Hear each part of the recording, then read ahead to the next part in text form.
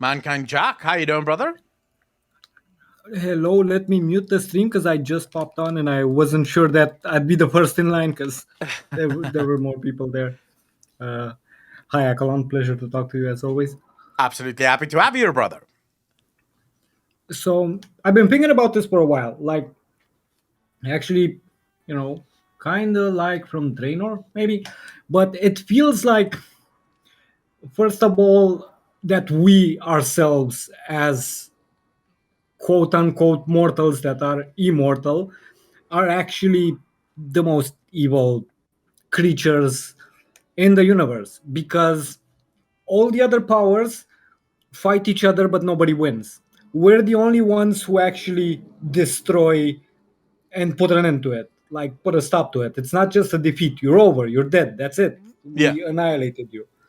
And somehow we seem to have, and correct me if I'm wrong because I'm not sure about order, which kind of magic order would be. I'm fuzzy on that, but except for that, it seems that we can control more or less every power in the universe, from Yeah. shadow to light, nature, everything, death, whatever. We can do it because clearly of our connection to the planet. So my theory is that somehow Azeroth itself is the creator, or the opposition to creation. Depends on, it could go either way. um, and we're just destroying stuff, and it's been asleep for a while, but even asleep it managed to give us this supernatural powers, immortality. Mm-hmm. It's the strongest titan, and I'm guessing Mm-hmm. it could be that the titans just thought it was a titan because they just saw her immense power and didn't know as what else to categorize her. Yeah. Like, what else could it be if not a titan? Yeah. But now she's waking up, and there could be that she was somehow defeated, and this is not like her first time because I think she died already like twice or something, from at least from the whispers. Yeah. And Well, if maybe the those were whispers are about actual, her, right? But yeah. yeah, maybe those were actual defeats in which she tried to control all the other powers as clearly she can, or at least can allow us to. Mm-hmm. Maybe that's the only time when the powers, as you said, they can sometimes work together if it benefits them. And maybe that's like the only time they actually work together to stop her. And ever since then, all their attempts to control her maybe haven't been like to use her power, but to make sure she doesn't wake up Yeah. because she can destroy them all. And maybe that's her plan. Because if they're all threatening us and she wakes up, then why wouldn't she like destroy everything? Yeah. I mean, okay, so to tackle this theory from my own perspective as well. So I 100% believe that Azeroth is the seventh force. I think Azeroth is the culmination of all forces on in the universe. The Titans go back to Sargeras and they tell him that they have seen this incredibly powerful Titan, the most powerful of all of them, right? Now, why? Why would Azeroth be the most powerful of all of them? So they do say that she is more powerful than any of them, which means Amanthul, none of them have anything on her. She is more powerful than all of them. Sargeras then has a vision where he falls through the center of the planet, and the planet opens her eye and looks at him. Just one eye looks at him. And Sargeras becomes enthralled with Azeroth, right? Absolutely obsessed with Azeroth. So much so that every single general of Sargeras' army have one of their eyes destroyed. Every single one. Every single high-ranking general of Sargeras' army have one of their eyes destroyed, either by a slash that looks like it could have been made by a sword. Some of the sort of constructs that join Sargeras have a part of their head just gone, where an eye should be. There is nothing because part of the head is just gone. So there's clearly Sargeras was touched by this eye in a pretty incredible way, right? Whatever that way may be. I made videos about this back in Legion already, talking about the eye and the significance of the eye for Sargeras. So Sargeras saw something. I don't believe that Sargeras tried to kill Azeroth. I think Sargeras was one of the few people that were actually trying to save Azeroth. But for whatever reason, he was stopped before he could do so by the Titans. The engines and the forges on Azeroth also seems to serve multitudes of purposes, and one of the main purposes appear to be keeping Azeroth asleep. Because all of those purposes also have the ability to reoriginate all life on Azeroth. Now, for those of you that might want to know what reorigination looks like, reorigination kills all of us. Like, it kills all life on Azeroth. It doesn't kill Azeroth. It kills all life on Azeroth. The issue with that, though, is that wouldn't do anything. Like, think about this. If you go into Ulduar, and you do the final fight in Ulduar with Accolonn. Accolonn tells you that the planet is corrupted. Like, corruption is critical levels on Azeroth. And he wants to initiate reorigination. We fight him, we prove to him that we are in fact good enough, and he changes his plan. He's like, okay, never mind, I won't reoriginate the planet. But reoriginating the planet would not remove the corruption of Azeroth. On the contrary. Well, it would. No, It would. not the corruption that's already done to Azeroth. It would remove the old gods, and it would remove all life. But the corruption that the old gods have already visited upon Azeroth, that would stay. Reorigination can't change Azeroth. Her soul would be corrupted. Yes, but that's what I'm saying. Like, to my point that we're somehow her army, it would destroy the corruption, which is us. Which but we are like a manifestation of her power. I don't think we are the corruption, though. I think we are the weapon. So we are her weapon. This is why the Titans built the forges the way that they did. If Azeroth ever became a true threat, they could trigger reorigination, kill Azeroth's weapon, and basically force her to resubmit. Because she can't wake up. She is in a prison. Sylvana says this world is a prison. So Azeroth right now is in a prison. She can't escape. She can't go anywhere. We are her weapon. She has turned us into a weapon that she wields on her behalf to do the things that she currently can't do. The Titans allow this for now because we haven't done anything yet.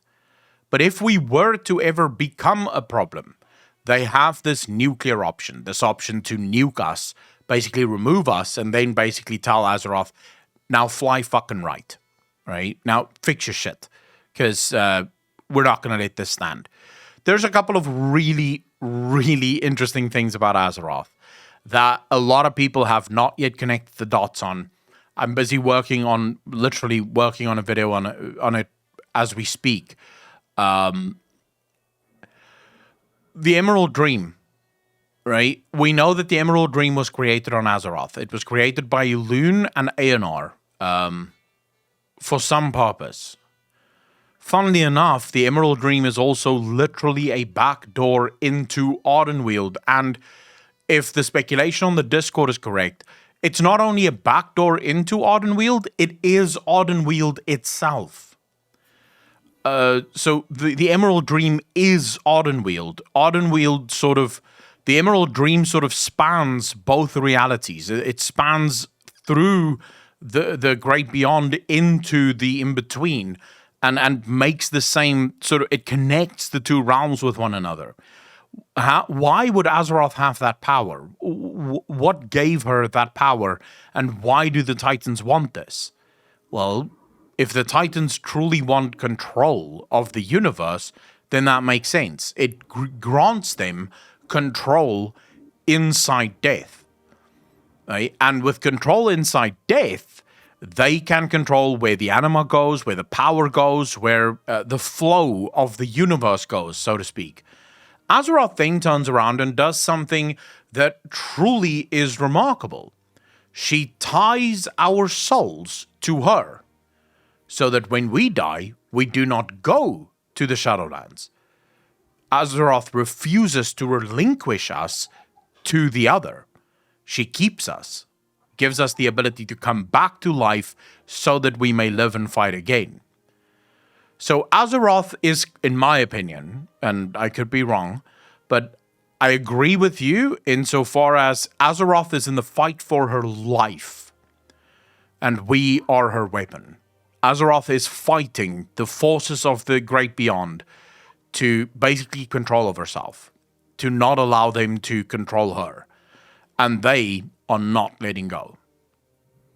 Yeah, clearly, but like, how can she be a Titan? I mean, maybe I don't understand Titans clearly I don't understand them as well as you do, but if her level of power is like so immense, she can travel time and multiple universes and just with opening a single eye can drive a Titan mad. That's like a human compared to like an archangel or a demon or something. Yeah. Just the sight of it will mess with your head. So how can she be a Titan But she's when not a a Titan. Titan seems something incredibly small compared to it? Yeah, she's not a Titan.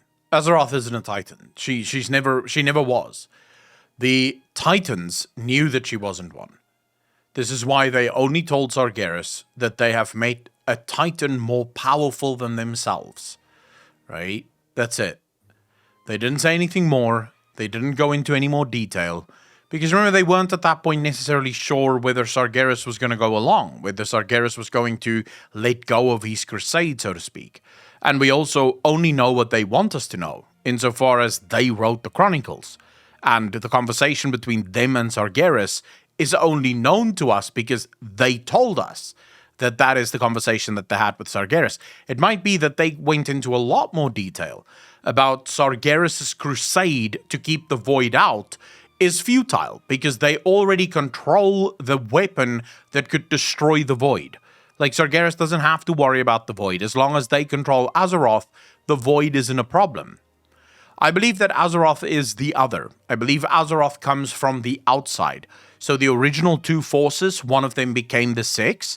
Azeroth comes from the other. This is why she is the seventh. She was made by the other to keep the universe in balance, to make sure that this universe would not expand beyond its means. This also explains why Zuvul wanted to kill Azeroth, because while Azeroth is alive, Zuvul cannot dominate. You guys have to... So, you have to ask yourself, why Azeroth? Zuvul is trying to dominate the universe, but in order to do so, he needs to kill Azeroth. Why? Why Azeroth? Because if he wants to dominate the universe, wouldn't he want to dominate the strongest Titan the Titans have ever encountered? That would be a great champion for him to have. But he doesn't want to dominate Azeroth. He wants to kill Azeroth. And then and only then will he dominate the universe. Perhaps because he realizes, unless he kills Azeroth, he will never be able to dominate the universe. Azeroth wouldn't let him. This is why Zuvul didn't go along. You see, because all of the Eternal Ones, all of the Titans, run the same playbook. They believe in the same goals. They do the same things, and they believe they have it figured out. They don't think that the universe should be ended, nor do they think that the universe should be dominated. Sargeras wanted to end the universe, Zuvul wants to dominate the universe. They don't agree with this, because as far as they're concerned, they have the weapon. It's their weapon. They are controlling the weapon. Last night I tried to rewatch Suicide Squad, the first Suicide Squad, right? Horrible movie. But in the movie, you have the Temptress, the Empress, right? Something like that, yeah. Yeah, the Empress. And this lady believes that she can control the Empress by keeping her heart, right? And her heart is attached to a bomb, so she could die. This is basically what the Enchantress, thank you, Apocalypse, yes, the Enchantress. They believe that the Enchantress will do as they say because they have her heart. The Titans believe that they can continue doing what they're doing because they have Azeroth. And as long as they have Azeroth, there's no need for Sargeras to end all life in the universe. There's no need for Zuvul to dominate everything. It is marked And I But do do believe they Mog. have it? What do you mean? Do the Titans have it? I mean, the only creatures that seem to be in control on Azeroth are us. Where's the Titan presence that would ensure any sort of control over the Oh, Azeroth? simple. The Dragonflights, the Light, all of us. We bought into their lie. We believe that they are our friends. We do, as they say. This is why every single thing that Azeroth told us to do through Magni led to Sargeras stabbing Azeroth with the sword. Every single thing. Azeroth tells Magni to do a whole list of things. Magni tells us to do things based on what Azeroth told him to do. And all of that leads to Azeroth being stabbed by the blade of Sargeras. Yes, they definitely let it happen. And to that point, where were they in Shadowlands when the jailer was like this close to destroying it? Like not stepping in. Hey, that's my planet. No, nothing. Just let him try. Yep. And then, of course, you have Sylvana or Azeroth again speaking to Magni. Everything she tells him leads to N'Zoth being freed, leads to us killing N'Zoth, leads to Sylvanas ripping open the planet, the sky above the planet. Azeroth is slowly but surely leading us to break her out, leading us to keep or to save her effectively. She can't do it outright because she knows we won't believe her. Because she would have to tell us that it's all a lie. Zenful, by the way, thank you so much for the $5. Really appreciate that. Thank you, thank you, thank you. So right now, Azeroth is sort of playing the long game. She's waiting. She's biding her time because she knows she doesn't have the freedom to break for. She doesn't have the freedom to do what she needs to do. She's waiting for them to make a mistake. She's waiting for them to overplay their hand. I genuinely believe that. Yeah, that's great as always. Thank you very much. I don't want to take up any It more is of your my time, but absolute pleasure, Mankind. Thank you so one much for the question, dude. one more question, unrelated, like because we keep speculating, especially you, because this is what you do. But Yeah. do you think that Blizzard actually, when they started World of Warcraft or somewhere around the line, said Mhm. this is the beginning clearly and this will be the end, and now they're just filling in the middle to get like more seasons out? Or is it just building season from season, going somewhere random, and whatever we think makes sense that would happen, it's just gonna be year by year depending on who the writer is? No, I think they do have major plans in advance. So I know for a fact that everything up until Shadowlands was planned before Chris Mason even left. This I know for a fact. So I know that Chris Mason left a blueprint of all of the expansions that was to follow after he left, including Shadowlands. He didn't write the individual stories of it, but basically gave them a layout of what needs to come. I've also heard from a reasonably trusted source that Blizzard already have the stories for the next 5 expansions planned out. So they know where they want to go 5 expansions from now with the story already. So it's a pretty decent guess that as far as the writing team is concerned, World of Warcraft still has an incredible future ahead of it. And that they are planning for it. It would be pretty stupid to try and tell a story year by year, right? Because you're going to create a lot of problems for yourself. Continuity errors are going to become a serious issue if you're trying to do the story and you're only focusing on the next thing. This is basically why Shadowlands flopped as big as it did from a lore perspective, is because they were, and this is just my own speculation, of course, but they were forced into a rewrite quickly. They had to rewrite very quickly, and this was the result, right? Exactly what I said. Missteps and errors and continuity errors, because you're going against what the original plan was. Now you're trying to change things on the fly the lore in World of Warcraft is so deep and so heavy that you can't just make on the fly decisions, because every decision you make these days is almost certainly going to either be impacted by something that happened in the past or will impact something that happened in the past. So you need to have that blueprint in order to give the historians enough time to figure out, you know, what could possibly be broken by this level or this direction of the story, and to give the writers the opportunity to write it in the right way, so that it doesn't ruin too much of the story. Shadowlands was a rush job because they were trying to basically, and I got a little bit more confirmation on the rush job side of things. So Ian himself, literally today in the Krendor interview, confirmed that Dragonflight went into production before Shadowlands even launched. So before Shadowlands even launched, Dragonflight was already being made as an expansion. For those of you that might be confused by this and not sure why this is relevant, sorry about that, mankind. But for those who might be confused by this, the usual system within World of Warcraft is Team 1. So World of Warcraft has two teams that work on the game. Team 1 makes every single new expansion.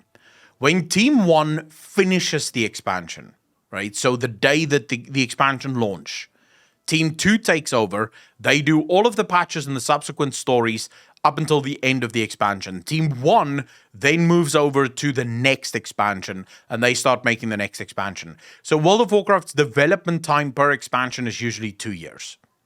That's how long it takes them to develop. This suggests to me that a portion of Team 1 was kept off of Shadowlands development, moved towards Dragonflight development in order to get Dragonflight ready. This is why Ian says people shouldn't be worried that this expansion is going to be rushed, because this expansion have been in development for a very, very long time.